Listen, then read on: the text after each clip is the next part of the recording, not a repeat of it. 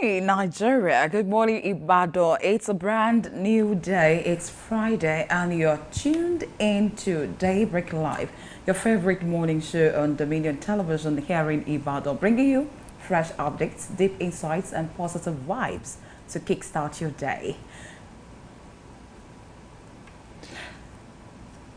I am Pat I am absolutely thrilled to welcome you to a brand new edition of Daybreak Live Extra. All right, good morning to you all, and I am Samson Balogun. It's Friday, the 20th of June 2025, and we are coming to you live from the heart of Ibadan, or your state where the rains are gently falling, and of course the air is cool and refreshing. Of course, it's a perfect morning, if you ask me.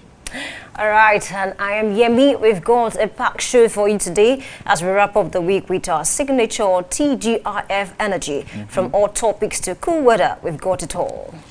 All right, on the show today, we begin with top stories. This morning with Daybreak News, national updates, international highlights, and everything you need to know before you leave the house. And yes, we'll be taking you through the front pages of the newspaper headlines and analysis. What are the daily saying this Friday? And of course, our big story today is one close to the heart of soul of Nigerians, exploring the world of arts and crafts. We will be joined shortly by Tolu Molebi, a renowned curator and a cultural advocate who has been shining a light on indigenous creativity and craftsmanship across the country. I bet you don't want to miss this conversation. From folklore to African chants, from poetry to painting and African music. Nigeria's artistic legacy is not just rich, it's thriving, and Tolu has been documenting all of it. And speaking of thriving, it's been a big week in sport. Local leagues are eating up and international transfers are shaking things up. We'll bring you all the details in our sport coming up shortly. Our Trend Watch segment today is packed from the latest social media buzz to youth movement and fashion inspiration. We will show you what is trended and why it matters. And as we slide into weekend, the weather here in Ibadan is looking calm, cool, and a bit rainy in some places. So keep your umbrellas handy today if you are heading out, especially in Ibadan. And yes, thank God it's Friday. We'll be sharing a weekend shout-outs, plans, and good vibes as we close the week with gratitude and a little groove. So let's make this Friday count. Daybreak Live Extra is just getting started. Just getting started. So if you are just joining us, all right, you know you have a lot to enjoy on this show this morning. I'm shaking my body. And of course, there's a lot to unpack. And of course, we are going to start with something really interesting. Two estate agents, I think recently, that was yesterday, were arrested here in Ibadan for fraudulent activities. That brings us to the question, who are estate agents? How many of them are registered? What do they do for the people? Are they adding, pains to what is already on ground? Or because there's something I fail to understand about them. Because when you hear about rent is 300,000 and total package is 900,000, I would be like, what exactly is rent is how much? That's serious. 300, 900. You know what Yoruba would say? So you get it from one agent, then from another one, and let me call. That's how it is. I mean, isn't it time the government regulates that industry? Because we used to have estate surveyors and quantity surveyors. I think they used to be in charge of lease and sales of landed properties in Nigeria. All of a sudden, a crop of people actually sprung, and you begin to realize that every shop is now a shop for an estate agent. You know, an hairdresser is an estate agent, a barbering salon is you know why, you have an estate agent in there. You know why it is like that? I feel like the owner of some houses will be the one to say, oh, I don't want agents. Yemi, do you have somebody that occupied my empty apartment for now? And the person like, okay, from there, person will start, and she was the one that got this thing for me, maybe she will have another one. So that is how some of them started that business. It is not as if they have a full knowledge of what it is. And for, okay, let's, two estate agents, Adiola 49 and Akilabi 48. I can't just imagine those kind of people being in this kind of doing this kind of acts. Sometimes I just look at it, okay, somebody was just telling us yesterday, like, okay, they got an apartment and the person said it's 600,000. Moving there, it has jumped to 900,000. Because after there's someone else who wants to pay more. It's negotiable. Okay, and I think speaking of regulation, I think it's very spot on, because if you come to a point whereby they can actually regulate some of these agents, you know, some of these landlady and landlords can actually, you know, be very sure that you are registered before I can actually do business with you. Because I want to believe that these people did not just start this business. I mean, they actually banked on the trust that these people, you know, have in there. Because looking at the amount, 5.9 million naira, 700,000, that's a lot. Before you can actually pay that to someone, I mean, you must have, you know, exactly interacted with the person on several occasions. So it's a lot to undo. I feel like at this point in time, they need to regulate that body. Before you say you want to start agent business, let's be sure that you are Have you heard of inspection fee? What about caution fee? You realize that, you know, you tell them, I need an apartment of 3-bedroom and, you know, so. They will ask you what range are we looking at. Exactly. They will ask you that, and of course, you will tell them the kind of building you are looking for. And boom, they will take you to about 4, 5, 6 different buildings. And you pay for that they know quite all right that you are never going to, you know, pay for that kind of apartment. So they'll tell you, oh, I can always find you another one, maybe you come tomorrow. So for every day you visit them, or for every apartment you visit, you keep on paying. Because I, for one, let's say, for example, I am an estate agent, I'll take you to an apartment you will not, you know, pay for, and then I'll tell you, oh, I have an agent who has another building, which you should check, and when we get there, I will ask you to pay that person, because that person has actually left a business to come and show you the structure, and from there you snowball to another person, and then before you know it, in a day, you have paid about 4, 5, 6 people looking for apartments that you won't even. You're even tired. I'll come back to what Yemi said. Yemi said, okay, landladies and landlords should, like, okay, if you want to be my agent, I want to know in charge of my house. Yes. I want to know if you're a certified agent. Don't you even know that some landlords and landladies collaborate with this agents? I mean, that's serious. That's the height of it. If these people can if government could regulate that sector, landlords too. But if the government is really serious about this, I think they can actually curb the excesses of some of these agents and then, you know, put structures in place. Because you should not just wake up one morning and say, I want to become an agent, and you start scamming people. Because I think it extends even to people outside of Ibadan. Someone in Lagos actually paid millions of naira for an apartment, and the agent disappeared after collecting the money. You see, it's not just about the agents alone. I think some landlords are also culpable. They are complicit in this. I could remember my landlord just recently.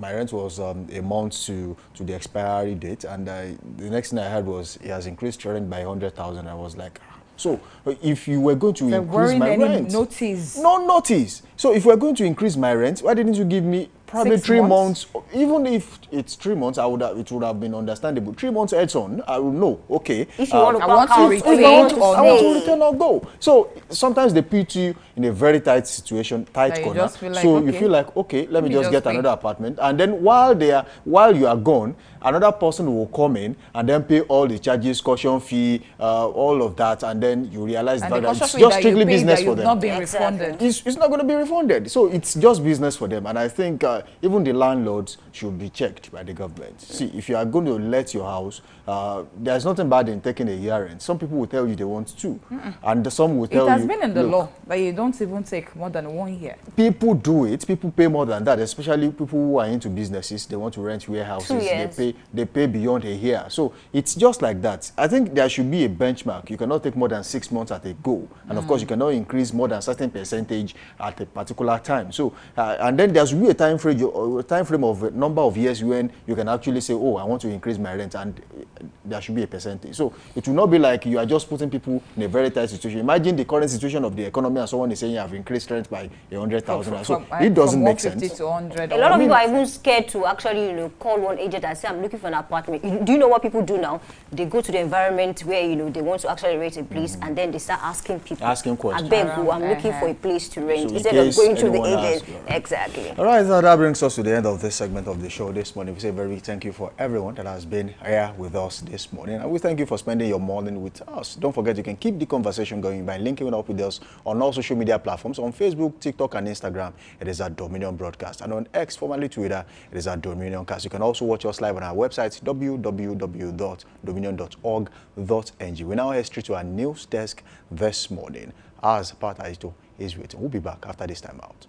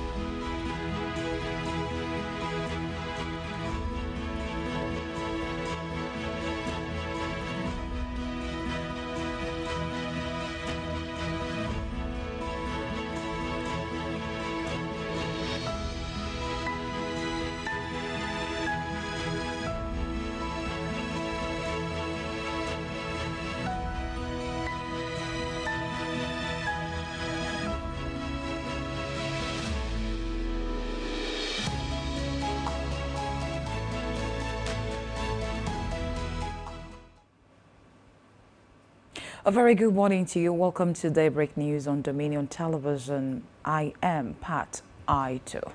The federal government has moved to secure an additional $500 million in financing to upscale the Nigeria Community Action for Resilience and Economic Stimulus and CARES program following its success in supporting vulnerable Nigerians and small businesses.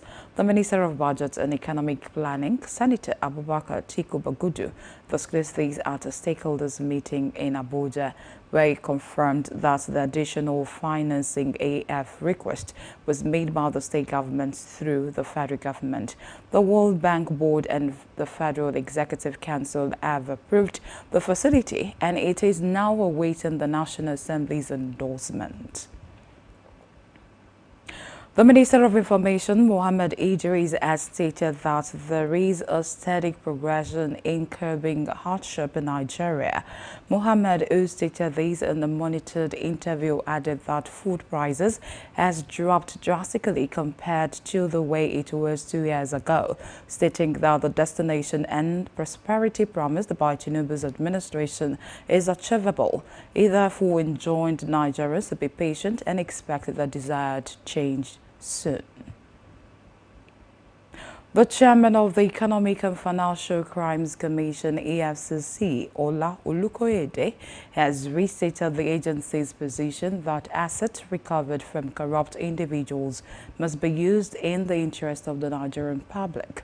Olukoyede made the remark during an inspection visit to the Federal University of Applied Sciences in Kachia, Southern Kaduna, formerly NOC University, which was forfeited to the government by court order following findings related to illicit funding.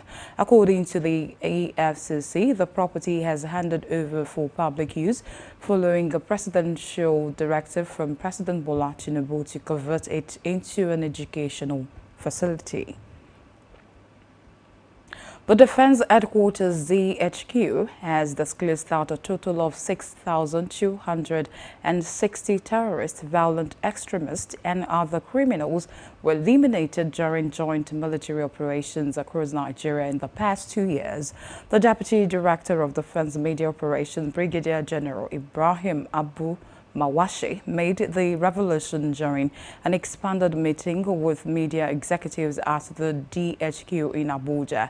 He further stated that over 14,000 terrorists and criminals were arrested, while 5,365 civilians were rescued during various operations nationwide within the period under review.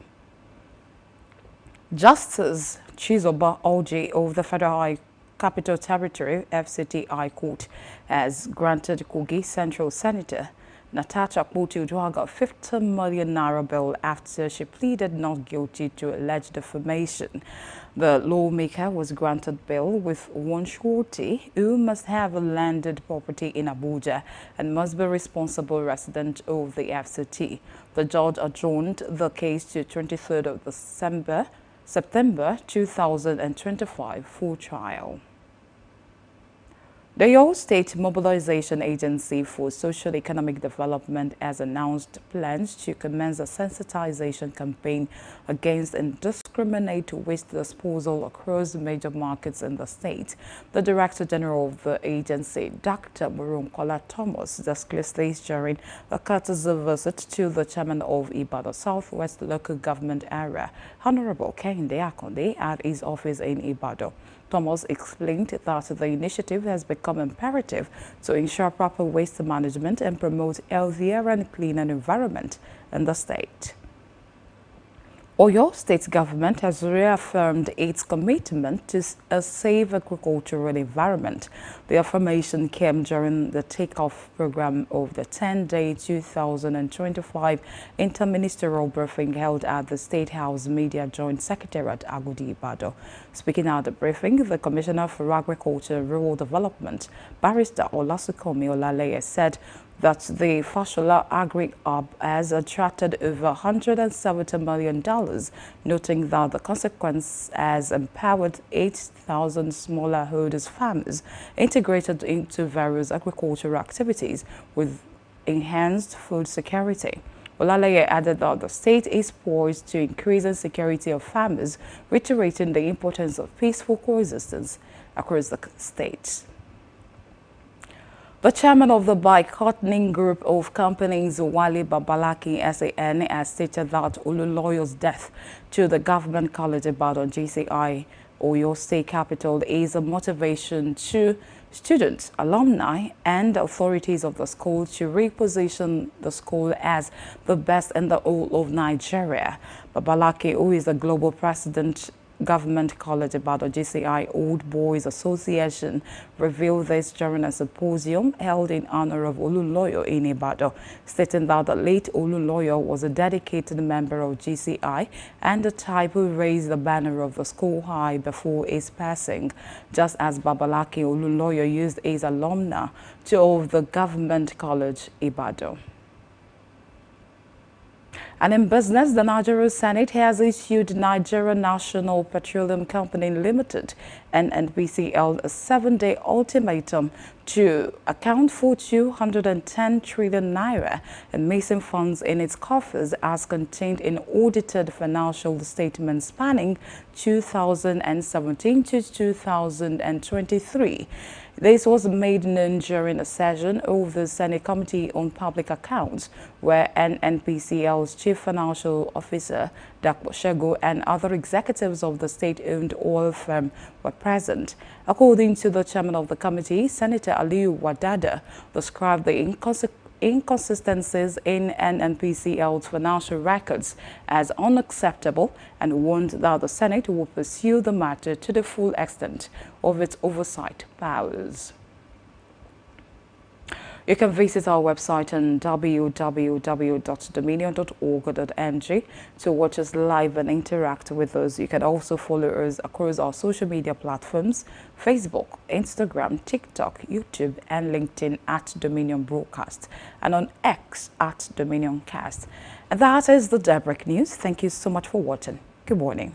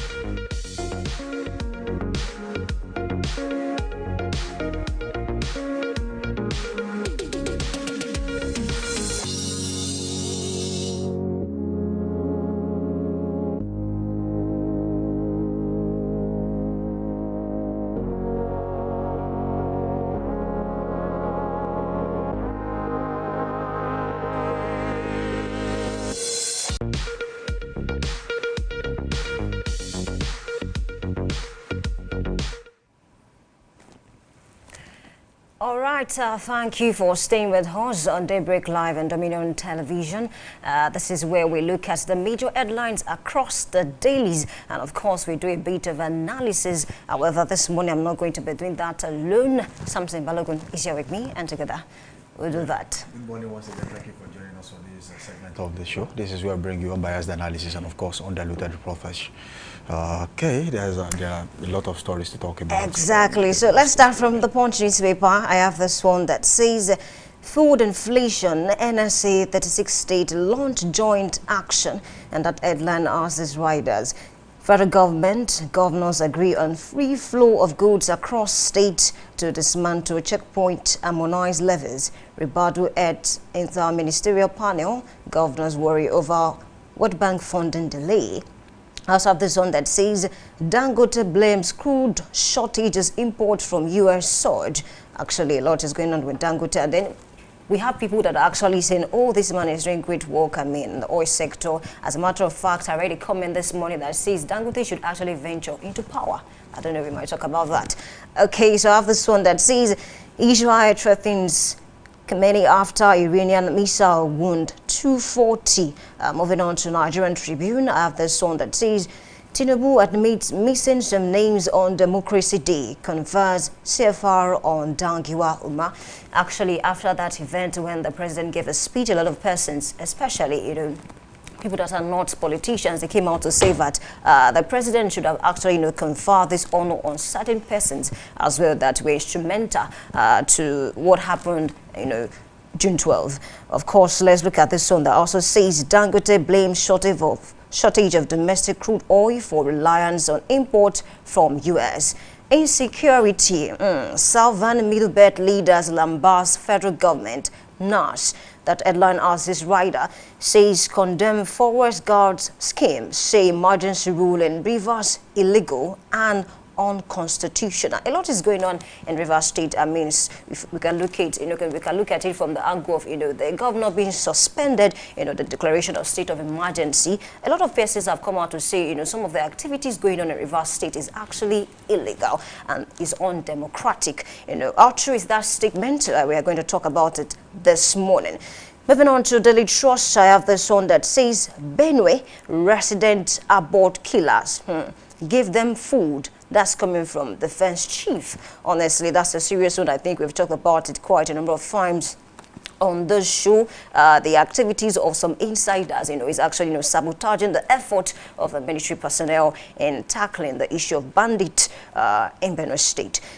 I have another headline that says Uba Soni turned Kaduna from toxic zone to hub of progress. That's coming from the president. Actually, is that statement. We might just look at it this morning.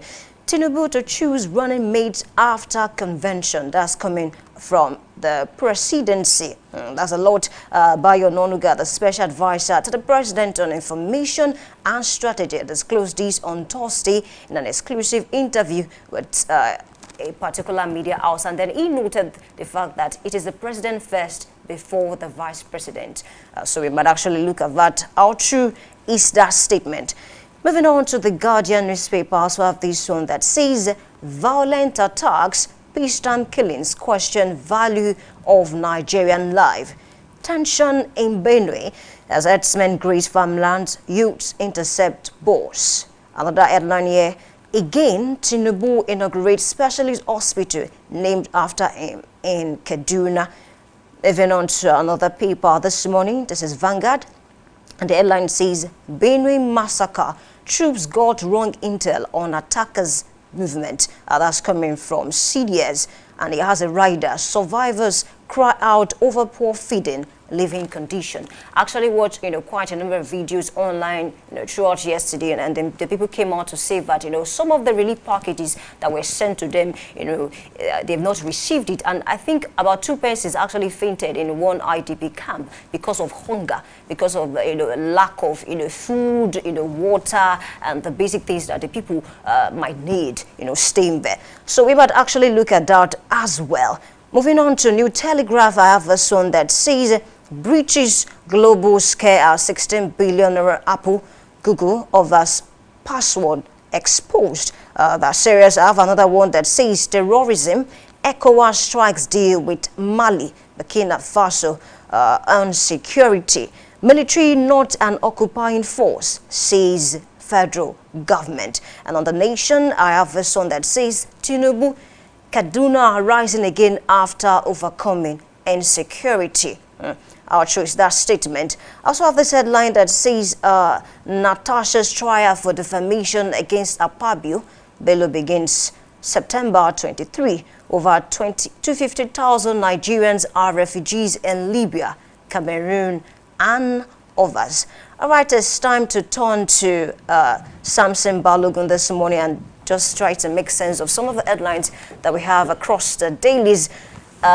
Samson, nice to have you on this program. Thank you for having me. All right, let's start from the Vanguard newspaper. I have this headline that says, Benue massacre, troops got wrong intel on attackers movement. That's coming from CDS. And it has a rider that says survivors cry out over poor feeding, living conditions. Let's start from the rider, actually, because I feel like, the persons or the people in Benue State have complained about the fact that, the government could not actually prevent some of these attacks. And they, a lot of persons have been sent to the, the camps, the IDP camps, and then they are now coming out to complain about the fact that they are actually not, getting the necessary, equipment, materials that they need to actually survive in those camps. I watched the video, and then I think about 2 persons fainted. They were trying to resuscitate the person because the person fainted due to hunger. There's no water. You're smiling, and then I know it's a very serious situation. What do you make of this? And then I also learned that even some independent groups and bodies actually send some relief packages to these people. But I mean, they've not received it even until now. Honestly, it all boils down to the seriousness of the government as regards the current situation in Benue State and other parts of the country, if I may put it that way. Talking about, it's, nobody should have more resources than the government because they are, they're in charge. And putting people in IDP camps without adequate preparation, I think for me, that's the height of it. Because it's one thing to actually, fail to protect the people. It's another thing for you not to be able to take care of them even when they are displaced. So the people, especially those in the IDP camps right now, they are suffering on 2 different fronts. One, they have lost their homes, they have lost their properties, and lost family members. And then they are in the IDP camps, and the government cannot even do what is necessary. I think the basic need for people in the IDP camps is shelter, temporary shelter, until they are resettled. Also, they need food, they need water, and of course, they need to feel safe. These are things they expect from the government. And any government should be able to put this on the table easily. And if it is going around this way, you have to talk about the corruption in place, in these places. Go to all the IDP camps you have in Nigeria. There is an issue of corruption or the other. Now, if this is also happening in Benue, the problem now is, even if individuals, organizations decide to send relief materials, aside from what the government is providing, if they decide to send it down there, how sure are you, how sure are we that some people will not actually lay their hands on these materials and then probably just send about 10% or 20% of whatever it is that has been sent to that IDP camp? So it's a problem. It's a systemic failure. And it shows the seriousness of the government as regards the current situation in the country. If you cannot take care of people in the IDP camps, how much more of an average Nigerian on the street, especially southwest, south, southeast, people who are not actually challenged by the current situation of security challenges in the country? So it's a situation that will continue this way unless someone wakes up one day and decides to do things the way it should be done. And the people should not stop talking. Because when you have complaints like this, the government tends to look into it and, see what they can do. Well, if they are currently having such an issue in Benue, and the president was in Kaduna yesterday, probably will be commissioning another project in Abuja today, I don't think this is the time for all this. Yes, on Wike, the current minister for the FCT can actually undo the commissioning of this project. Issue. I mean, that he cannot actually undo the commissioning of this project on his own, or probably postpone the commissioning. This is a serious situation. In fact, it's a delicate situation, and the government should be on top of it. And if, even after all that has happened, you can't even provide common food and water for the people in the IDP camps, I think it's a problem. Okay, speaking of the president, let me quickly link this to the visit, that happened.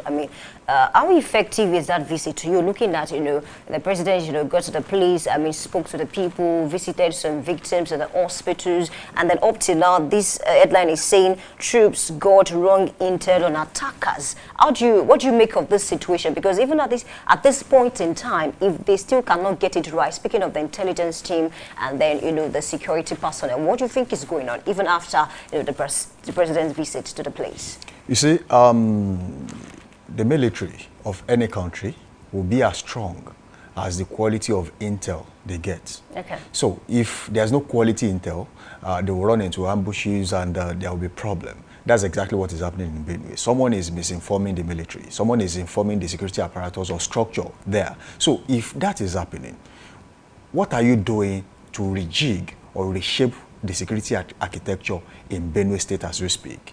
Someone is in charge. Who is in charge of, who is the commissioner of police in Benue State? Till now, even the president said it at the meeting that no one has been arrested. That's in fact that's the height of it. And we keep hearing some insiders actually. Where are they coming from? Where are they coming from? That's the question. How is it difficult? So if an average Nigerian is going on a Nigerian road, is traveling on a Nigerian road, and the police can stop him and search him with no intel and say, oh, we feel you might carry deadly weapons or probably carry drugs or whatever it is they are looking for in your vehicle. An average Nigerian, a professional who is traveling on the road. How much more of a group of people traveling from one place to the other to attack fellow human beings? So it tells you that there is something wrong with that chain of command. Someone somewhere is someone must be responsible. Maybe until then we can have a solution. So if a whole state, see, well, people can disagree with me on this, but I think the governor of Benue State, as we speak, Governor Adlia Hyacinth, is not doing enough. Because when people are having security challenges, the governors will tell you they are not in charge of security in their states. And of course, they call them in quotes.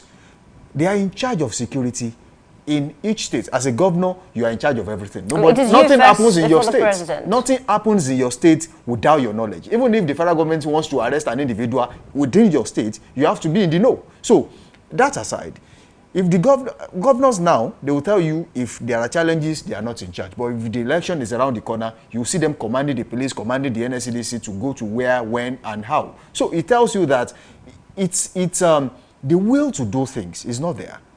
And then, if nothing is wrong, if the Yorubas have a saying that Ejo Lowonu, So if nothing is actually wrong, I don't think it should be a challenge to stop people from attacking, you know, communities in Benue, in Plateau, wherever it is in the country. So it's a problem. Now, where are the borders?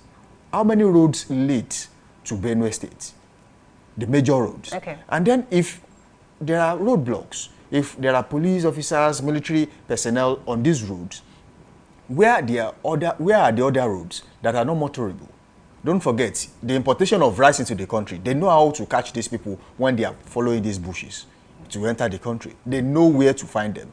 How much more of security challenges in the country where they are transporting weapons in large numbers? Because you cannot tell me the carnage that happened in Benue State recently, that is just 2 people or 3 people that actually went there. No. It's too calculated to be taxed. I mean, it's a mass attack. So it tells you that it's not that they traveled in ones or twos. It means that there are probably 10, 15, 20 or more people who actually traveled at once. They all traveled with their weapons and nobody stopped them. Nobody realized they were coming. So it's a problem. And the government really needs to do something. See, it's time that the government puts an end to playing politics with lives and properties of the people. Because that's the primary responsibility of the government. You protect their lives and properties. Yorubas will say, so it is until you survive that you think of what to do, what to eat, and how you want to run your things. So the governor really needs to sit with the president.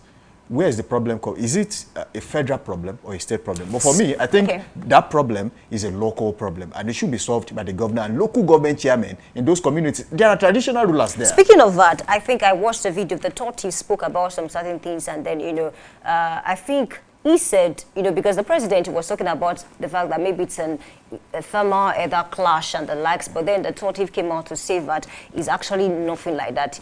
These bandits are killing people, they are murdering people, I mean, on a daily basis. So I want to believe that, because there's a saying that says when the real cause of something is not identified, to actually tackle it becomes difficult. So if some people have the notion or the idea that this problem is actually political, is not this, is not that, and some persons are saying this is different from what you people are thinking. Do you think that is what is causing the issue of actually tackling this problem? I think you are right in that regard.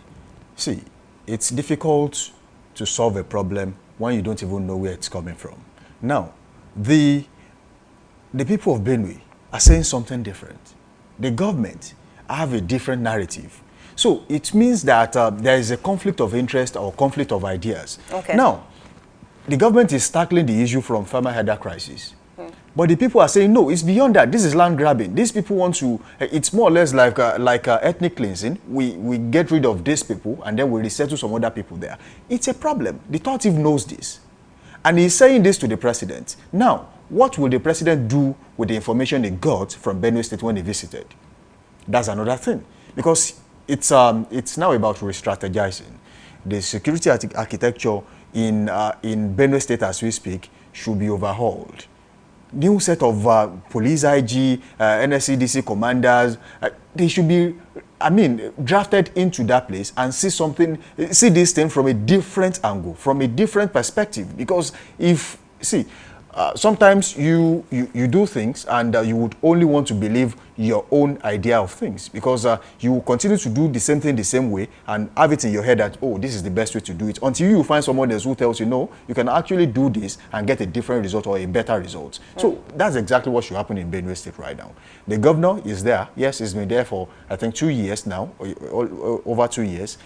There are so many things, there are information at his disposal that should be put to good use. Let's even talk about some states that have been able to actually tackle the issue of insecurity. I mean, when they came on board, it was intense, but then they found a way to actually, curb it and then, reduce some of the incessant killings in some of the states. So I believe that it's time, for the governor to actually, look inward and then, seek for advice, if possible from, past governors and the likes, and then try to find a solution, to this problem. All right, still, looking at headlines, let's talk about something else. I have this headline on Daily Trust that says, Tinubu to choose running mate after convention. That's coming from presidency. I think the meeting that happened in Gombe on Sunday, has sparked a lot of reactions. Yeah, of and then I think one PDP person, I read the headline yesterday, he was talking about the fact that it's actually good. I think he used the word of the president, because the president said sometimes, some days ago, that it's nice to, watch the oppositions in disarray. And then he has said that this person in PDP came out to say that it's actually nice to still, watch, even the parts of, the APC, in disarray and then confusion. What do you make of this statement? Because this issue of, Vice President, is Shettima going to stay or leave, I think is more important to a lot of politicians, than some of the issues that people are going through in the country, especially the issue of attacks in Benue. The truth is, when the announcement was made, it was not wrong that Shettima's name was not mentioned, because they have just one ticket, and Tinubu is the owner of that ticket as we speak. Okay. Shettima was a running mate. Now, it is impossible. In fact, it will undermine the political process within the political party if an announcement is made of a vice presidential candidate is made before the convention.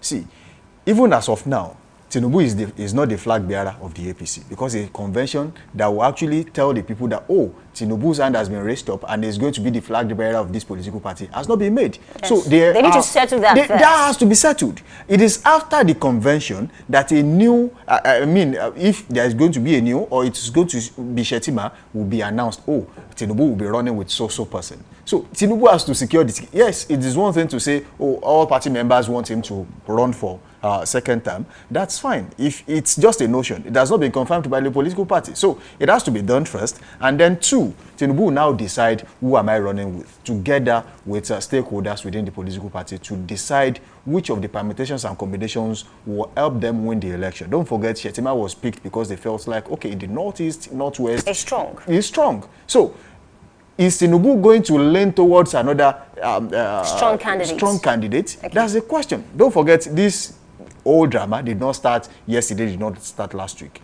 It started about 6 months ago when someone, I think I'll remember the name, came out and said, there was a publication on the paper actually that said Tinubu should not change Shettima for the next election. Yes. And they were just a year and 6 months or so into the administration. So it means that something was wrong at the time, and they felt like Tinubu might decide to change his running mate. Okay, let's talk about the anger in Gombe State was just boils down to the fact that they already had the notion that there's a chance that the president might decide to run with someone else. So the problem now is that they should just calm down. There's going to be a convention. It's not impossible for you to have a candidate without having a proper convention, because even INEC will tell you you don't have a candidate. You must have a convention that gives you a candidate to be your flag bearer in the election. So after that is done, then you decide who is going to be your running mate. Okay, let's talk about the body language now, because over time people say vice president, deputy governor, they are like flat tires. They are like spare tires, I beg your pardon. And then looking at the body language of the activities of Shettima in the last 2 years, do you really think that the president will retain him? Because I feel like a lot of persons are saying Shettima is just there, he's really not doing anything. And then a lot of persons are saying, okay, regardless of the fact that he's strong in the north, the president can actually change him.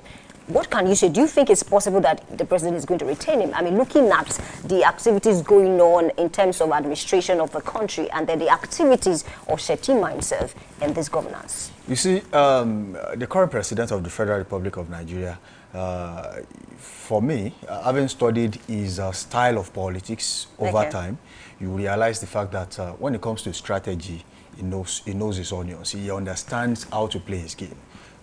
You realize that even after all the noise, he has been silent. So he knows exactly what he wants to do. See, it is one thing to use a running mate because you feel like he's strong in some areas and you feel like, okay, he's going to bring his own bulk of vote and then together we'll win this election. That is one. It's another thing to feel like, oh, I have the strength to win an election. But then I need someone with the technical know-how in one sector or the other to help me push my administration eventually if we win. That's another thing. And thirdly, it's another thing to say, oh, okay, let's just finish the election. I'll decide who I'm going to bring on board, when and how.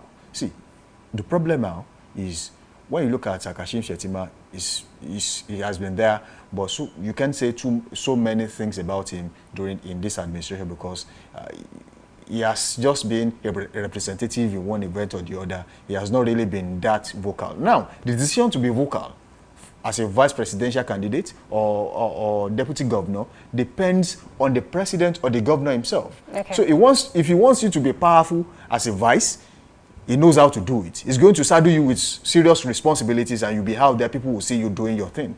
But if he wants you to just be there, you realize the fact that you just be a figurehead, just be there for 4 years. Speaking of figurehead, why do you think we now spend so much on that office? I mean, if the vice president would just come in and really not do much. Actually, constitutionally, the vice president is not meant to come and just be a figurehead or be just, be there doing nothing. But then the president decides, don't forget, during the era of President Olusegun Obasanjo, when he was president of the Federal Republic of Nigeria, former vice president Atiku Abubakar was very strong. He had responsibilities. He was here, there, doing so many things on behalf of the president. But at the point, during the second term, yes. At the point, when the president felt, I don't know what he felt, but at a point he felt like probably he was becoming too strong, and then they began to have a little bit of issues until it became, just the vice president. Look at Yemi Osinbajo too. At some point, we didn't really hear much about him. It was just, on a low. I think a lot. We need to look at that sector. The point is, you rarely see a vice presidential candidate that will not have issues with the principal when the election is around the corner. Because the stronger you become, the better your chances of succeeding him or even kicking him out of office, depending on, the political structure available. Okay. Sometimes it is the vice presidential candidate that is strong, that has the political will to win an election. And then the president, well, let's just use him to actually get some, a compensational vote from a particular region. But you know that when you look at the two candidates, you know that this is the person that has the technical know-how to actually govern the country or govern the state. But because of the planning and, of course, the zoning structure, this presidential slot cannot go to this region, so we have to pick a person that knows how, and then so it's the combination and permutation that decides what is done per time. So it's just like that. But of course, you understand that at one point or the other, the president is still going to come out and say, "Look, this is who I'm running with," but that will be after the convention. And that's the final. So whoever is not, comfortable with the current arrangement will have to relax until the convention is done. So when he wins the ticket, then they will now decide, "Oh, I'm running with so person." Okay, I just feel that will not result, into chaos, and the APC, as a political party. All right, this conversation will definitely continue. The office of the vice president in the country, should we really retain that? Are they really doing what they are supposed to do? Thank you for being a part of the segment. My name is Oluwayemi Adelakun. Of course, Samson, thank you for joining me this morning. Yeah. All right, it's time for Big Story, and Samson Balogun is with you. Thank you for joining us.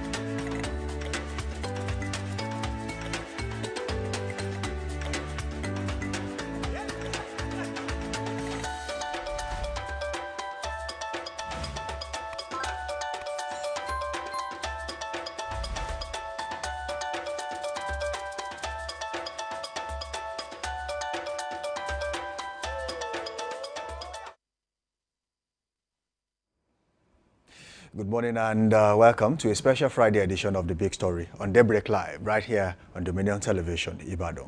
It's Daybreak Live Extra, where we dive deeper, explore broader and shine brighter on stories and personalities shaping our culture and creativity. Today, we're entering a world where color meets culture and tradition meets innovation. From folklore to fabric, chants to carvings, we unravel the beauty, depth, and heritage of African art and crafts. Joining us this edition is a distinguished guest, a preserver of tradition and a celebrated art and craft expert. And of course, that's Tolulokpe Akanbi. Together, we will explore how African artistic expressions have not only told stories from generations, but continue to shape our identity, economy, and global influence. What's the story behind the symbol?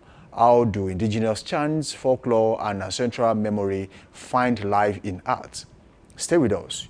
You don't want to miss a second of this journey through the art of African creativity. Good morning once again. Samson Balogun is my name. I have with me in the studio the CEO, Molebi Art and Craft, Tolulokpe Akanbi. Good morning to you. Yeah, good morning, sir. Good to have you in the studio. Yeah, thank you, sir. All right, let's talk about art and craft. What inspired you to venture into this, and of course, what brought you into this journey of art and craft?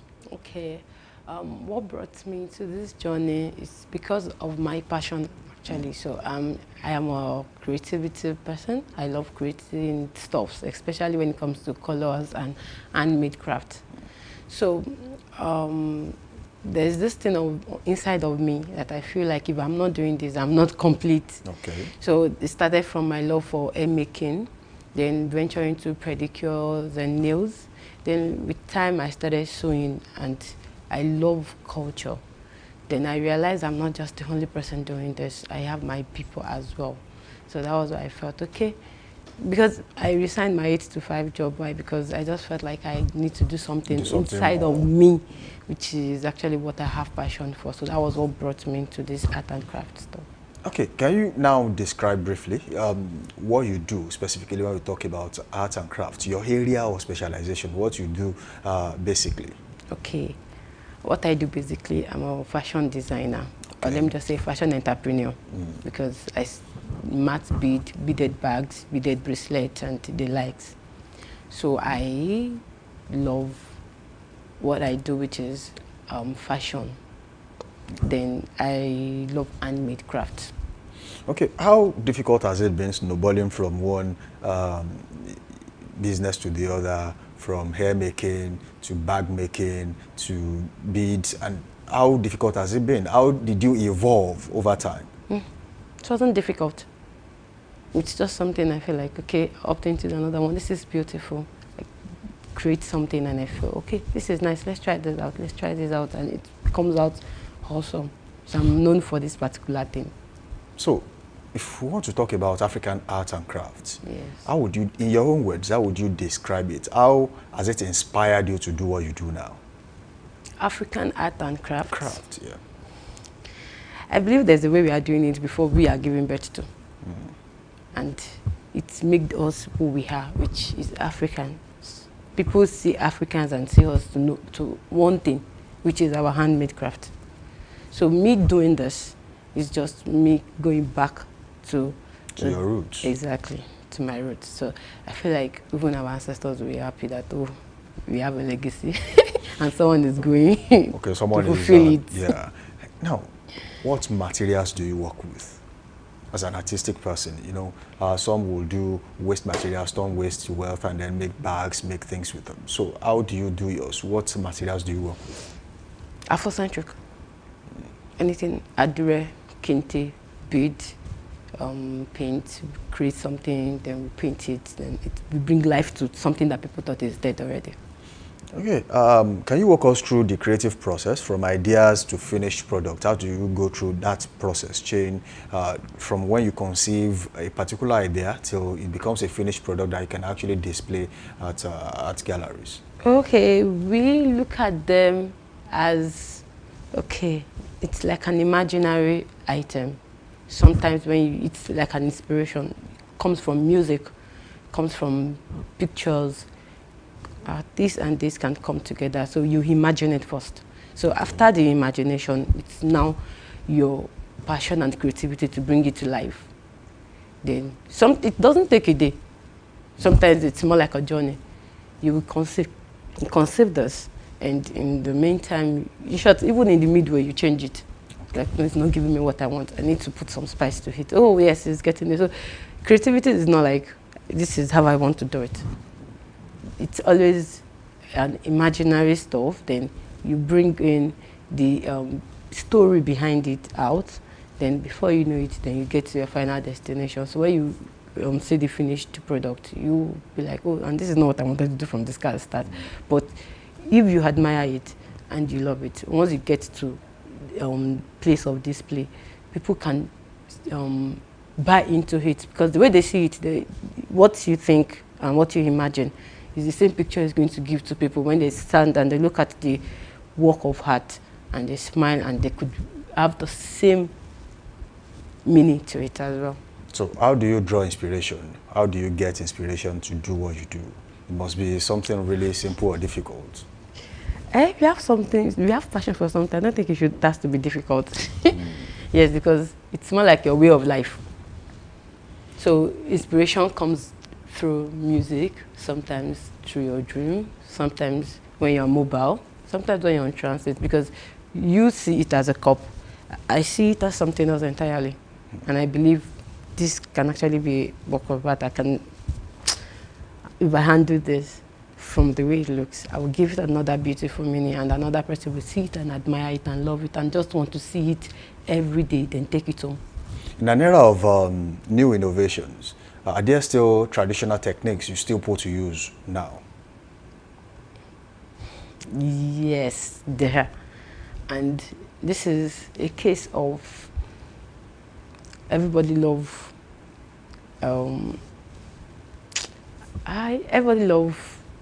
easy work. No, easy work. Let me say easy work. Everybody wants it smart and done. Before you know it, like something snappy, and I can call it woo-woo to the answer. Just the way technology has made things easy for us. But you know, sometimes there are some things that if you don't do it manually, traditionally, step by step, the way it ought to be, it won't come out the way you want it to come out.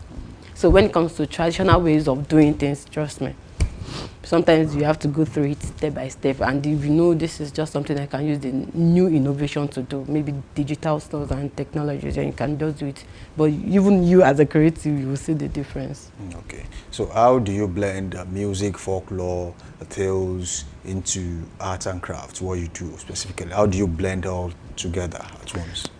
Well, looking at it from an angle, we realize that this new generation that we have, which is, okay, my generation, which is Gen Z, like they do call us, we love we love things digitalized. Okay. And we realize that our culture are already living, if I would say that, because I'm a cultural person, so I love culture a lot. So we realize that you see most of people like me, my age mate, where rave parties are going on, drinking and this and that, and we are used to DJs and the like, but there's this thing in me that sometimes I get my inspiration from odd music. Okay, let me just say, like, if I show you my playlist, I have this beautiful movie, like, people be like, I used to listen to these old songs, like me listening to Ebenezer, people be like, are you okay? So now I realize I'm not the only one in this show, and so we are tired of the noise, like DJs banging and this big. So now looking at this African thing, normally when we get tired of the usual things and bringing an unusual thing that people don't expect or see coming, it brings another atmosphere to the environment. So imagine you attending a place, having these cultural settings, then akewi, flock hoys, and people coming, cultural dancers, bata dancers, luagbamole, gongon, and the likes. No, there's this atmosphere is going to give, and you would definitely love it. Maybe you would just try one and see the difference. So basically you are trying to do reinvention. You are trying to bring the old blended into the new. Yes. So yes. how has it been difficult to be able to convince people that this new brand of yours is going to sell? No, because I see that people want another change. Yes, we want to see it. Yeah, if this is what our fathers enjoy, our fathers enjoyed, then let's have it one more time. Let's see how it looks. Let's see how crazy it's just going to be. But trust me, it's going to be fine. We just want to see something very different. So, are there going to be African games infused into what you currently do? Yes, we're having Ayolokon. Yeah, we have this board game that our fathers enjoyed back then. Yeah. Let's have it one more time. And I'm sure this is not just the one-time thing. It's just something we want to see coming over and over again. Okay, now let's talk about how do your pieces tell African stories or reflect on central value? How do you imagine that this is the story I want to tell, and you'll be able to put that together into a design? I mean, how do you conceive the idea? How do you nurture it? How do you refine until it becomes, it's feelings and innovations. They are sometimes abstract. People don't get to see them. You only have to explain, and sometimes people will not understand. So how do you get to pass that message across, and you don't have to say too much, and people will understand exactly what you are trying to preach? Thank you, sir. That depends on what you're going through. Not everybody is going through a strong thing. Some people just have an incident, an happy one. Then others have the other side. So sometimes words might not be able to express some feelings. Feelings, exactly. So one of the things you do is, as a creative, I read. Not everything is based on true life experience. We read and we need to put ourselves into their shoes. Now, putting them into our shoes, we could actually create something that could breed meaning or be directed to that thing they are going through. So all we just have to do is to sit, then bring the inspiration and make sure it's a journey that starts from somewhere and finished somewhere. So now looking at it, if you are in an happy mood, maybe you went through something and it came out perfect and you are happy, once the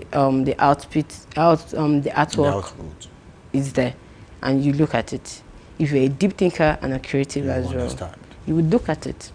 Look at the way the pictures passes the message.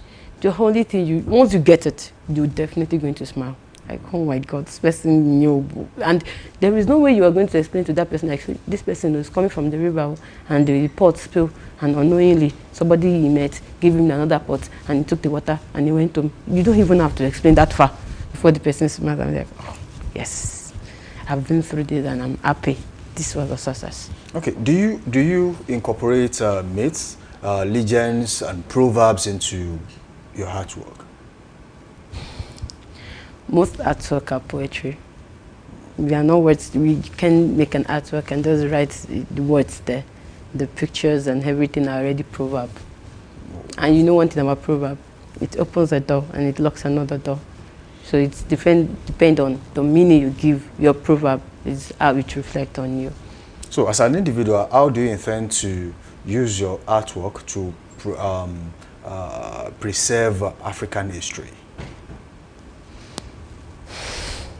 Like I said earlier, you go to some museums now. You see some artworks that will tell you what happened in Benin so years ago, what happened in the old Oyo Empire. So how do you intend to have such works that will speak long after, you know, after everything, after whatever it is you have done? Yes, we have. Yes, we have. And like I said earlier, this brand came to preserve our culture. So by doing this, we just want to make sure that our culture still remain, and we want to make sure our culture remain, and we also want to make sure that we are not losing it as well. And when people come in and they see it, it reminds us of our root and where we are coming from. So we just want to make sure we don't lose it, and we are also in time and in trend. Okay, how do you intend, aside from what you currently do, how do you intend to make this interesting to youth out there to also join the movement? Yeah, looking at our economy, we really need to work on our hand, because Yoruba would say, this is a movement for handmade craft. So looking at our economy, we can't just keep blaming the government on every little thing. So we need to do this for ourselves as well. So if this is the way to work with our hands and display it, and we make a livelihood out of it, I don't think anybody would want to oppose that and would not want to be part of it. So I just want people in diaspora, people even in Nigeria, people in Africa, people abroad to just sit back, and when they think of made in Nigeria or made in Africa, I just want them to think of Molebi. Now, how long have you been doing this? Okay, Molebi now is 4 years now. 4 years. Yes. And over time, has there been challenges? Have you faced challenges that made you feel like, oh, I don't think I can continue with this? Of course, there are. You can share some with us. Yeah.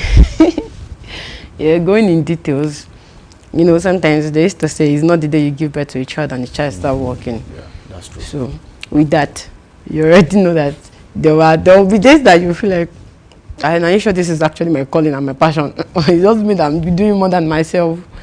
But every challenges when it comes to finances, when it comes to investment, when it comes to productions, when it comes to your production not even reaching your satisfaction due to one reasons or the other, just a lot of things out there. So you keep pushing, and before you know it, like when I meet people for advice and they will tell me consistency is the key, I just look at them and be like, see this consistency people are saying, I would change it for you people, because I don't understand which one is consistency, but at the long run I actually said yes, consistency is the key, because I've been there and I can actually tell someone else and tell you see that thing you're doing, just continue doing it, you will get there. Has there been a day when you felt like, yes, I think this is what I should be doing, that you felt so happy, like, okay, eventually I'm getting there? When people buy into your dream, there is nothing else that anybody wants to do. You see, even if you're not buying anything, but the fact that you connected and you could see it, the way I'm seeing it, you feel the way I'm feeling it. Oh, come on. We just have to do this together, yes. All right, you have an event coming up, which is Molebi Art and Fashion Show. Yes. Okay, so can you walk us through what the event is all about? Okay, Molebi Art and Craft Fashion Show, it's Molebi Art and Craft. It's a one-day event. Okay. Yes, a one-day event that promotes art, culture, and entertainment. Then entertainment in the cultural way, arts and craft. That is people that are into and stuff like I do. So we just want to. The event is created for creative that are into craftsmanship to come together. So once they come together, display what they create. It's not just a solo exhibition. It's an exhibition of like minds, Molebi, which means family. So I see everyone doing art and craft as my family. So that's why I called my brand name Molebi. So I want everyone doing this to come together, then display, because there are some things that people are doing that you don't know they are doing. Because I bumped into a lady, she makes wooden spoon and fork that you can hit at home, use at home, just like our normal iron spoon. And I saw her making plates that you can reuse, wash, and it will fail and it will break. Oh, this is beautiful. Then I saw it, I was convinced. You make the flower vase out of wood. Wow. I told her, people need to see this. I'm not the only one that must say this. So now, I just want people that are into craft and art to come together to showcase their creativity and their works. So that is what the day is for. And it is not just an exhibition treat fair like people used to see out there. Okay. It's an exhibition that you would be entertained as well, because once you come in and you see the bata dancer dancing and everything, it's just going to be a day filled with fun. Okay, so basically, when is this event coming up, and how prepared are you for the event? Yes, the event is coming up on the 6th of July 2025 at Tundo Nlade Art Gallery, okay, at Bodija. And how prepared I am. I believe with God everything is possible. Yes, we are set.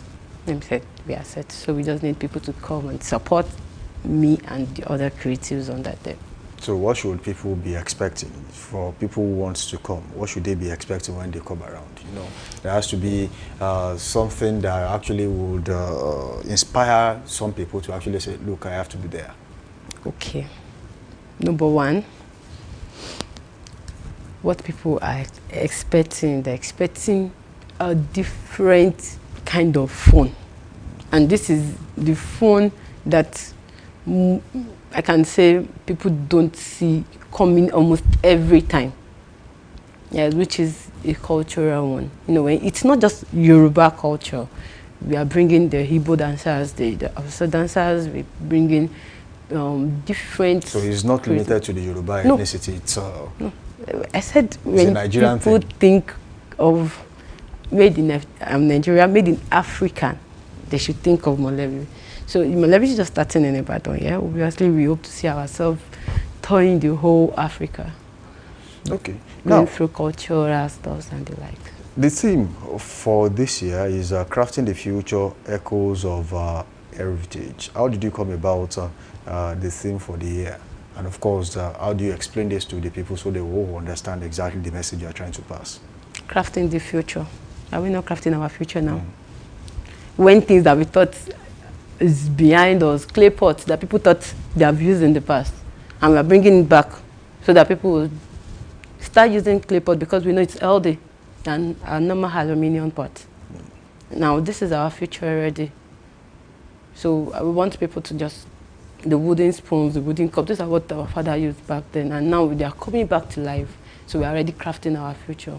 Already, then the echoes of our heritage. This is where we are coming from, and this is what people used back then, and this is what they enjoy seeing back then. Imagine all these sculptures, this Agbegilerie. Do you know how beautiful it is when you hang them in your house, and how it has another feelings entirely. So when you look at them and the meanings, the hope they give when you display them, and it just echoes of how it has been back then, and we want to enjoy it now because we know how lovely it is.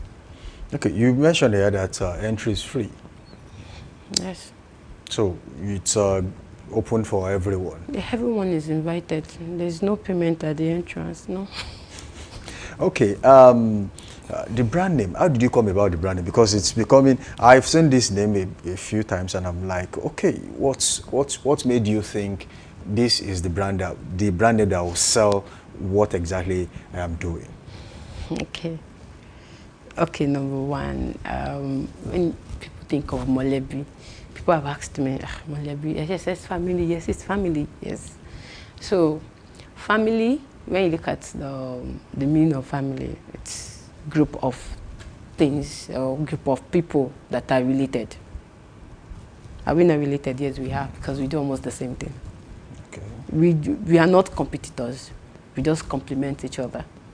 So what you do and what I do are the same because we are doing handmade, strictly handmade stuffs. So because we do the same thing, you are just like my brother, you're just like my sister.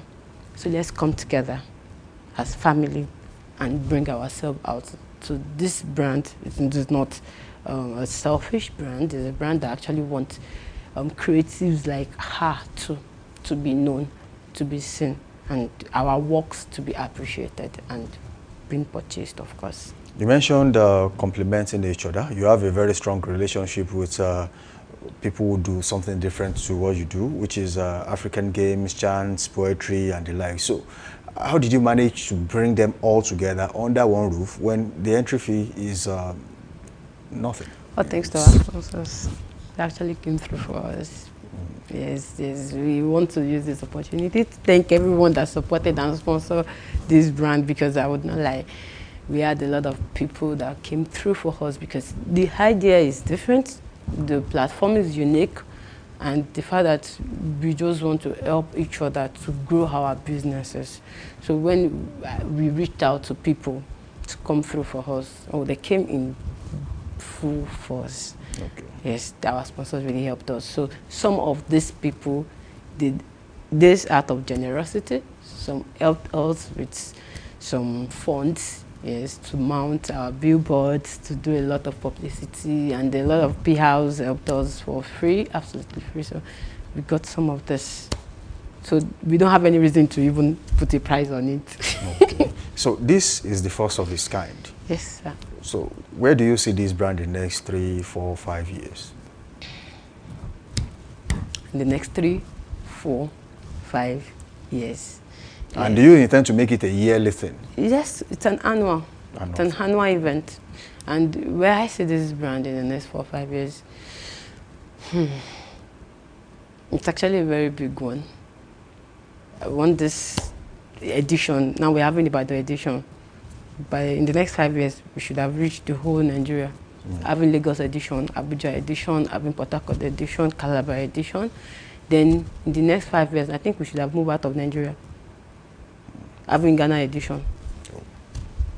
Okay, so some people believe designs, art and craft, they are expensive items that a common man will not be able to afford.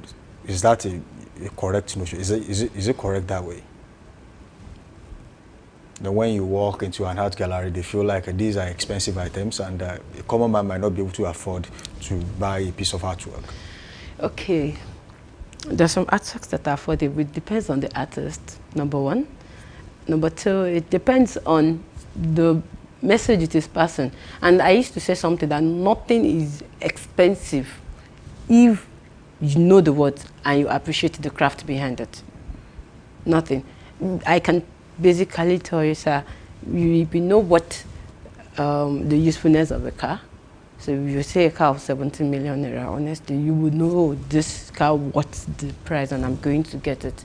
So there are some artworks that are very affordable, and when it comes to the rate, it depends on the effort each creative put into it. And I would not say because this craft has to be sold out, please go beyond your. We all know how prices of things have now skyrocketed, so we need to just appreciate them by just patronizing and appreciating the effort behind it, because not all these handcrafts products are made with digital technology. Some of us with bent back, with sandpaper, we do them manually with our hands. So before we even make a piece, we know what we go through. So we believe it's just appreciation of our time, and it's worth our time. Okay, once again, Art and Crafts Exhibition 2025 is coming up where, when, and okay, how do people get to reach you? Art and Craft, Molebi Art and Craft Exhibition is coming up on the 6th of July 2025 at Tunde Odunlade at Gallery at Bodija, Ibadan. To reach us, contact number? Yeah. Okay, 081-083-54622. Okay. Before I go, so you have not mentioned the day the event is coming up. It's coming up on Sunday. Sunday. Yes, that's by 12 p.m. July 6th of July 2025. Yes, sir. All right. Tolulope Akanbi, thank you for joining us in the studio this morning. Okay, thank you very much. We hope that when next we call you to join us in the studio, you will be here. Yes. All right, Tolulope Akanbi is the CEO of Molebi Arts and Crafts, and she has been my guest on The Big Story on today's edition of Daybreak Live Extra on Dominion Television. As we wrap up this vibrant edition of Daybreak Live Extra on The Big Story, one thing is clear: art is not just an expression, it is a preservation of our soul and story. A heartfelt thank you to our guest, Tolu Akanbi, for sharing such profound insight and walking us through the canvas of culture. Remember, the stories of our people are etched not only in books, but in beads, bronze, chants, cloth, and carvings. Keep celebrating, preserving, and telling them. All right, until next time, when we shall be meeting again on another edition of Daybreak Live, and of course, The Big Story on Daybreak Live. Only on Dominion Television, Ibadan, where truth meets tradition. Stay inspired, stay safe out there. Samson Balogun is my name. Up next is Daybreak Sport with Toluwani Paul Abe. We'll be back after this time out.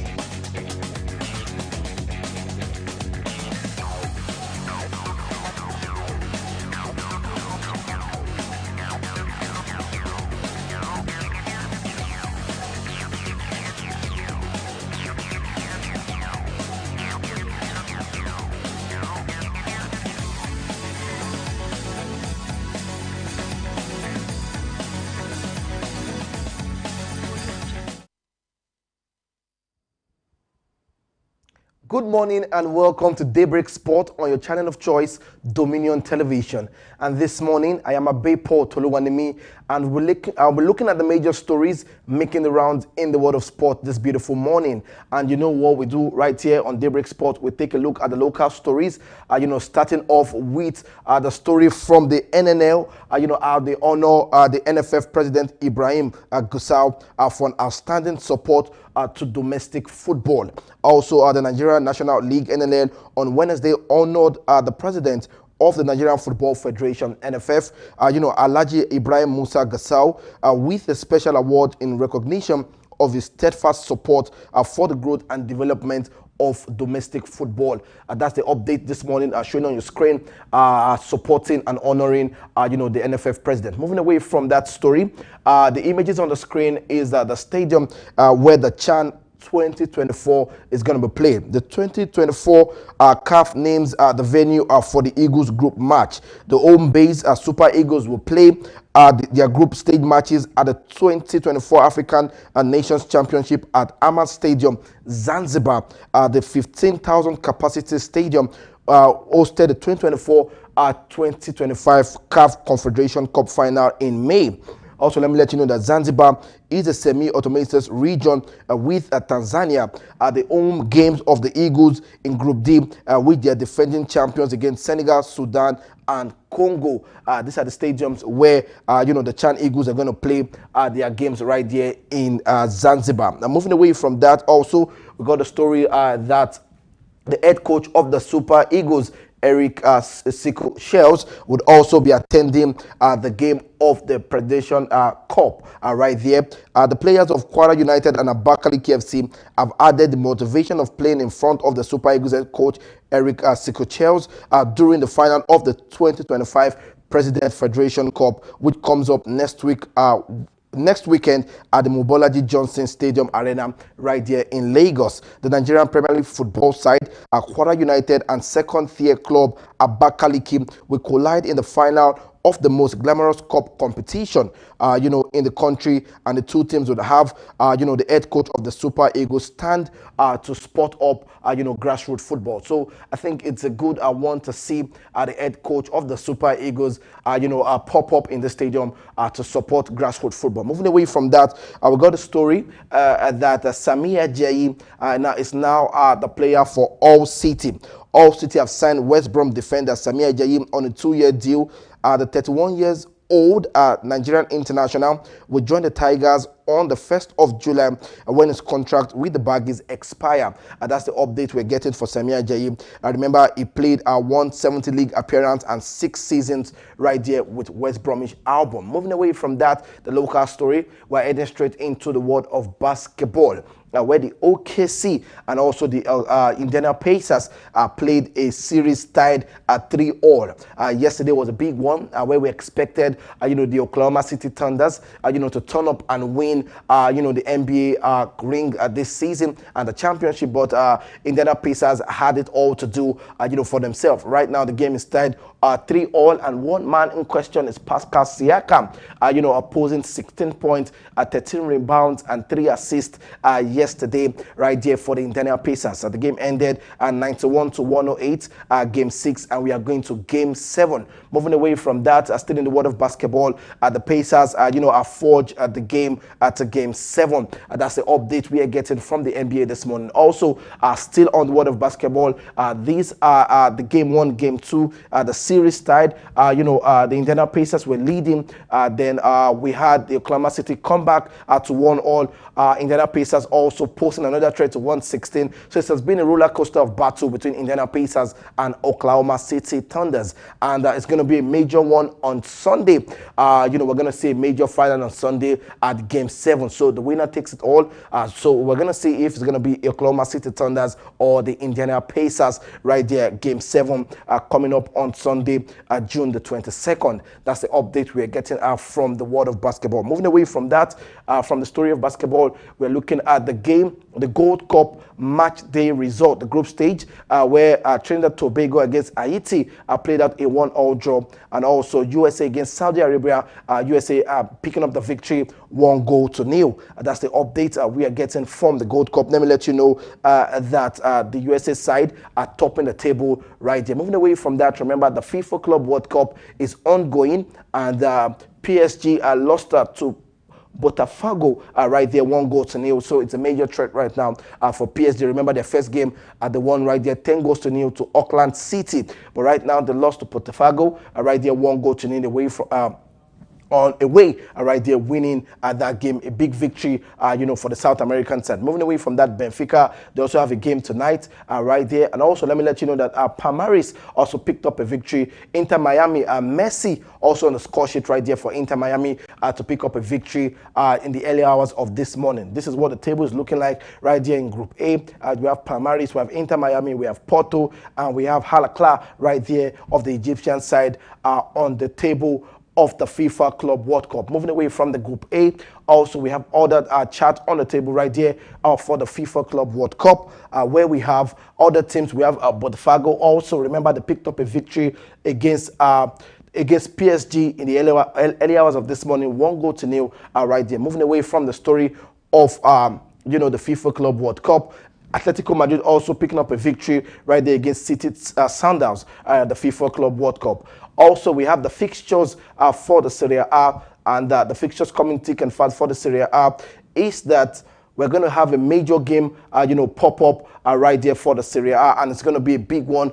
to see how far they can go right there in the Serie A. Right there, we have Girona against Lecce, we have Sassuolo against Napoli on Saturday, the 23rd of August is when the opening game is going to kick off for the Serie A fixtures. Also, AC Milan against Cremonese, the relegated side now back to the Serie A. Also, we have AS Roma against Bologna also on Sunday. On Sunday, which is the 24th of August, we have Cagliari against Lazio, we have Como against AC Monza, we have Atalanta against Pisa, we have Juventus against Parma, and also on Monday is going to be Udinese against Hellas Verona, Inter Milan against Torino. That is all we can take this beautiful morning on Daybreak Sport on your channel of choice, Dominion Television. Stay connected. Over to you, Pat Samson in the studio.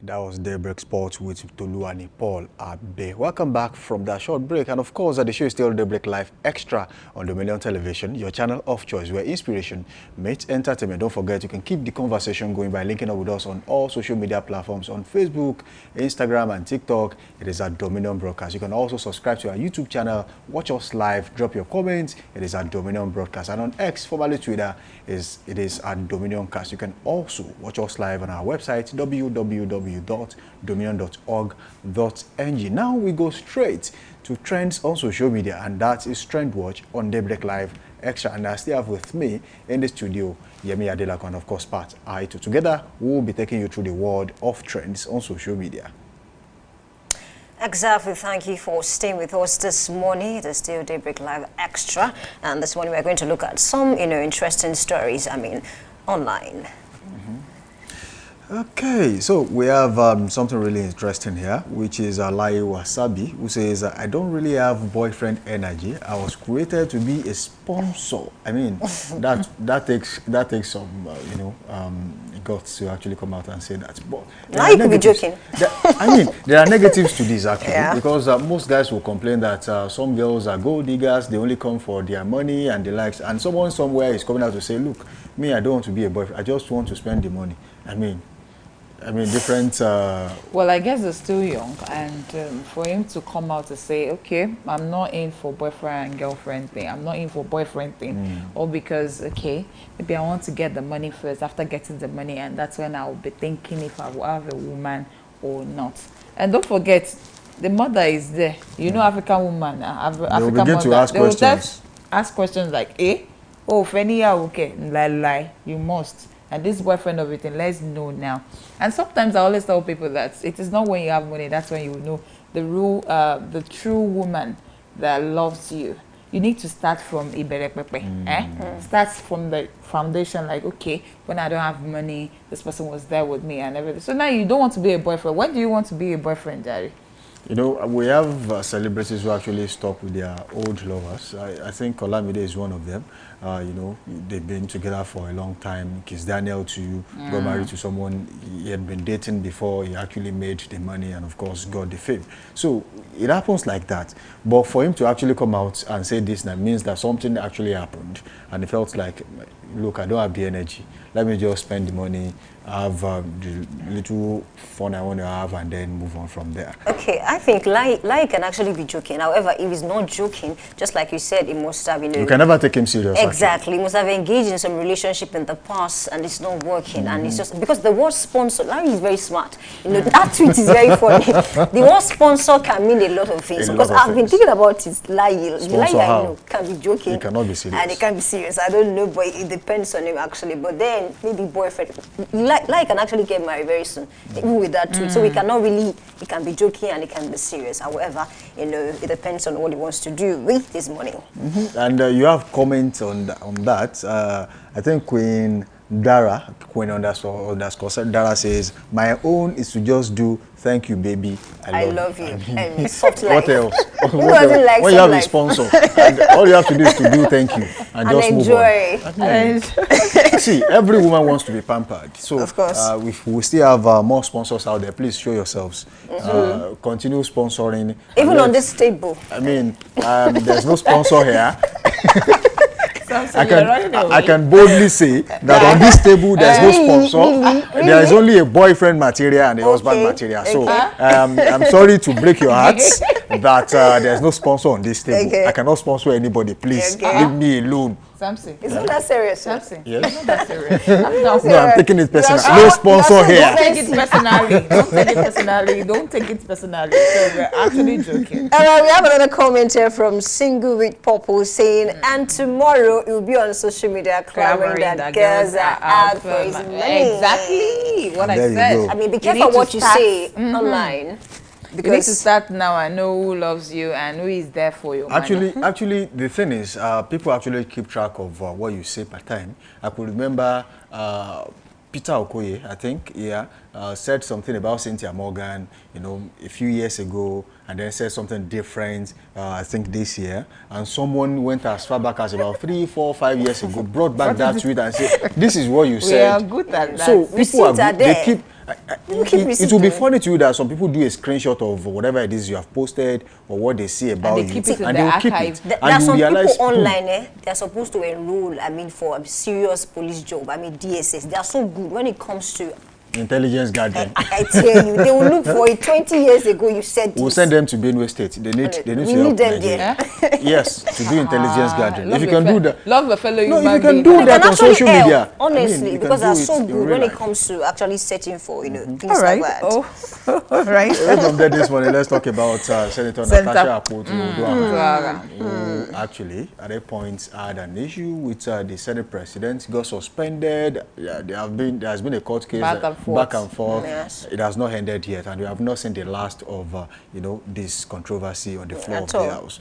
But then lately, I think she was granted bail. 50 million naira and one short. And our supporters, you know, celebrated online yesterday. I watched videos. You know, why some persons are saying the case has not ended yet. Why are you celebrating? Some people are saying exactly, but celebrate. No, that's the your little wins. Win. exactly. Full win. And then she mentioned something. She said she has evidence, and a lot of persons are asking the question that, okay, provide this evidence. Maybe she's still taking her time. Maybe with time she's going to come out with the evidence and say, this is what I have. Because she went on live TV, I mean, to accuse the former... the Senate President. The Senate President and then the former governor of Kogi State. That they planned, or they are plotting, you know, assassination and things like that. And then there have been, you know, talks about the issue of, you know, sexual harassment. And those are serious allegations. And then she has said that she has evidence. So a lot of persons are waiting for the evidence that she has against these people. However, I just hope, you know, justice is served, you know, after all the investigation. You know what actually got me amused is just for the man to be there for her. Her husband. Yes. The man to be there for her this trying period without even thinking of, okay, we've had a long friendship, or I'm referring to the Senate President. But every at every point in time when this case is the husband there, is the he's always husband there. is there. I mean, tell me, what's his responsibility at this time if he's not there? Not every Exactly. I mean, that should be his primary responsibility. Which primary? Your goal, your Some people your will tell you job no. At this time, if you find yourself in that situation, your job is to support. See, it's family first. It is Not not everyone does everybody. that. Not everyone, everybody. actually. But then that's not good enough if a family member decides to chicken out at this point in time, because this is a very It's a trying difficult time, and some it's persons a trying might time just, for yeah. her. She got suspended on the floor of the house, and Yes. of course facing court related So it's issues. match. So it's just responsibility. Maybe I'm trying to overemphasize that, but it's just like that, because as a family, especially not just a family member, that's the husband. So what should they be doing at this time? Okay, let's look at it, Okay. from this angle, because she said, she appreciates the husband because he's always there for her. Because I think because of this whole issue, the husband might have clashed with some of his friends. Because I mean, this is politics; they're all friends. I think the husband is even cool with the Senate president. But looking at this issue must have led to some fallout, between the husband and some certain persons. But the husband is saying, regardless of anything, my wife first. I'm going to stay with my wife in this case till we get to the the bottom of the matter. Well, I think it shows the kind of relationship they have in that family, because if you're not actually good to the man, or the man is not good to you, we'll see the whole thing trading apart here. I mean, things will fall apart. You can't hide for long. No, it won't.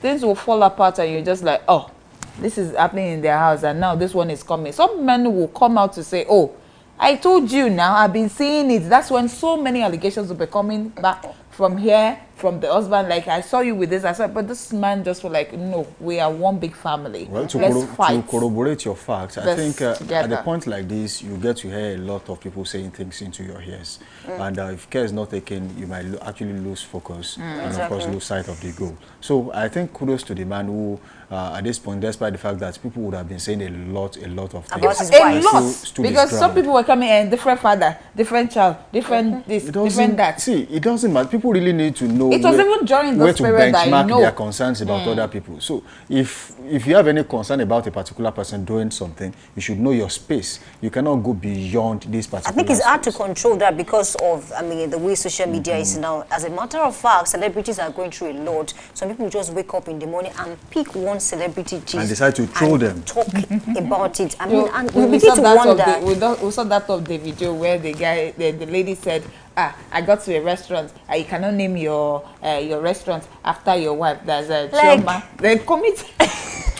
Sometimes you wonder, did you make this money with these people? I mean, it's their life. Let them live it the way they want to. That's what I always say. You need to know your boundaries when you are commenting about some people, especially celebrities you see on social media. They are going on a daily through a basis. lot as They are They are going humans through- too. Some of them decided to lock their comment section because they feel like, no, this kind of bullying I can't take anymore. So it's as long as you cannot take that, if it is being done to you, I think you should not do it to others. Some people, they have even made it their responsibility to throw people. You can imagine a person like Daniel Rega, Mr. Unwise, they are always there. They have never seen something good in any other person. What I All like, they want what to is do funny is to about that They is, just criticize. I think at the beginning it can come up with no offense. So I'm Eh. like, if But you no read offense, it, but you are- there's no how you will be offended when you read that tweet. I'm like, it's just leave out this no offense. I'm just saying. I'm it. just saying. What are you saying? My friend, see, don't You are poking don't people, bother you are to saying say no anything. offense. Just let it go. Because eventually you are going to hurt someone while you are saying whatever it is you are saying. Do you know how many times celebrities,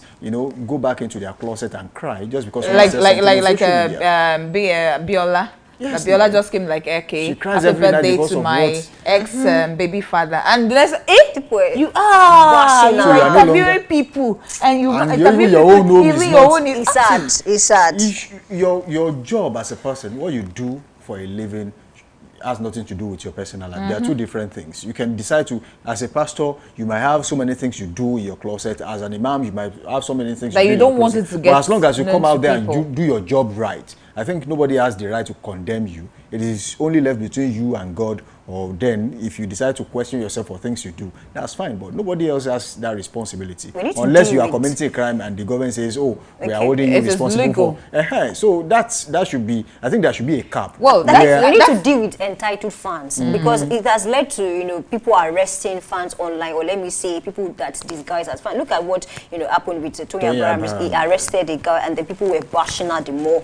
These people are humans too. I mean, they have blood running through their Well, feet. this goes for broadcasters as well, because you also see some of them just come online or come to the radio or television. Like, oh, no, I love that. But what they are going through, there's a lot. People go there's through a lot. There We was, don't talk there about was, a lot. there was a particular OAP I saw was being bashed on social media. He travels from one radio station to the other. See, you don't even know why this person is moving. And he can't, you know, he doesn't have the luxury of explaining to everyone that meets him on the Except people that are why close exactly to are you him. moving from one radio to the other or from one TV to the other. So it depends on what that person was feeling per time or what he wants for himself. As long as he can actually nail a job, I think it's not your duty to question why he moves from one place to the other. Let it be with him. And if he cannot nail a job afterwards, then that's his own responsibility. What you don't understand, you don't criticize. You don't criticize, that's it. And that brings us to the end of the show. This morning we say very big thank you for being there for us all through the week. And I want to tell you today that don't just count the days, make the days count. Next week is another time to do things right. But of course, the week is not over yet. You still have a few more hours before Friday comes to an end. You can still achieve what you set out to achieve something this is always week. particular about this Friday. Friday. You know, there is It has a particular O&M. Look at the cow. You have to understand that. Take us go. We are man shall available. not live by And you are telling us you cannot sponsor bread anyone. and- Anyone, well, it's fine, but at least take us. Okay. First one, second one. Oh yeah. So I have just a car. Where will you sit? In front or at the back? No, Don't worry about that. Don't worry You can about always that. handle that. Okay, you can always handle that. always handle All right, I'm not going with the car. I'm going on bike. Hey, don't worry, we'll see. All right, thank you for being a part of the show. Samson Balogun is mine. Until next week, I say keep being good, keep being safe out there. Bye for now. All right, thank you once again for joining us this morning. It's the weekend. Enjoy it responsibly and be kind the best way you can. It always comes back. My name is Oluwayemi Adelakun. Bye now. All right, this is what we'll be saying. I'll be on the program Daybreak Extra. Thank you so much for joining us. My name is Pat Aito. Have a wonderful weekend.